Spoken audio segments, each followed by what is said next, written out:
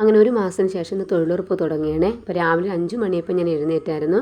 കഞ്ഞിക്കുള്ള വെള്ളമൊക്കെ അടുപ്പത്ത് വെച്ചതിന് ശേഷം ഒരു കട്ടയിട്ട് കുടിക്കാമെന്ന് വിചാരിച്ചു കേട്ടോ. അപ്പോൾ തൊഴിലുറപ്പുള്ള ദിവസങ്ങളിലൊക്കെ ഞാനിങ്ങനെ ഒരു കട്ടനും കുടിച്ചുകൊണ്ട് ഒരു ജോലിയൊക്കെ തുടങ്ങുന്നത്.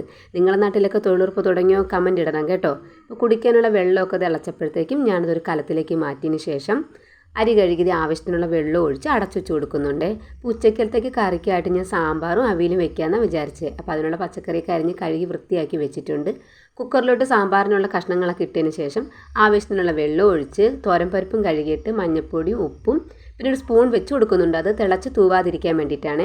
നമുക്കിനി കുക്കർ അടച്ച് അടുപ്പത്ത് വെക്കാം. ആ സമയത്തിന് ഞാൻ ചായ ഇട്ട് ചേട്ടനുള്ള ചായ കൊടുത്തതിന് ശേഷം പിള്ളേർക്ക് ചായ അടച്ച് മാറ്റിയതിന് ശേഷം ഞാനും ചായ കുടിച്ച്. ഇനി നമുക്ക് അവിയൽ വെക്കാനായിട്ട് കഷ്ണത്തിലേക്ക് ആവശ്യത്തിനുള്ള വെള്ളം ഒഴിച്ച് അടുപ്പത്ത് വെച്ച് വേവിക്കാം. അവിയൽ കഷ്ണങ്ങൾ വെന്തതിന് ശേഷം നമുക്കതിലേക്ക് അരപ്പ് ചേർക്കാം. അപ്പോൾ അരപ്പിനായിട്ട് ഞാൻ മഞ്ഞൾപ്പൊടി, പച്ചമുളക്, ജീരകം, വെളുത്തുള്ളി, തേങ്ങയും കൂടെ ചതച്ചതിന് ശേഷം അരപ്പിട്ട് കൊടുത്തതിന് ശേഷം നമുക്കതിലേക്ക് പച്ച വെളിച്ചെണ്ണയും കൂടെ ചേർത്ത് അടച്ചു വെച്ച് വേവിക്കാം.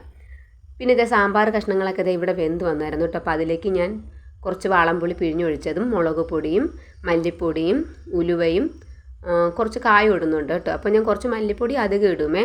അതും കൂടെ നന്നായിട്ട് ഇളക്കിയതിന് ശേഷം നമുക്ക് അടുപ്പത്ത് വെച്ച് കൊടുക്കാം. ഈ സമയത്തിന് ഞാൻ പിന്നെ തക്കാളിയും വെണ്ടയ്ക്ക ഇട്ട് കൊടുക്കുന്നുണ്ട് കേട്ടോ. അതെല്ലാം വെന്ത് വന്ന് കടുവൊക്കെ വറുത്ത് ചാലിച്ചതിന് ശേഷം കൊണ്ടുപോകാനുള്ള ചോറൊക്കെ റെഡിയാക്കി ഞാൻ പോവുകയാണേ. അപ്പോൾ വീഡിയോ കണ്ടാൽ ഇഷ്ടപ്പെട്ട സബ്സ്ക്രൈബ് ചെയ്യാൻ ആരും ഒന്നും മറക്കല്ലേ.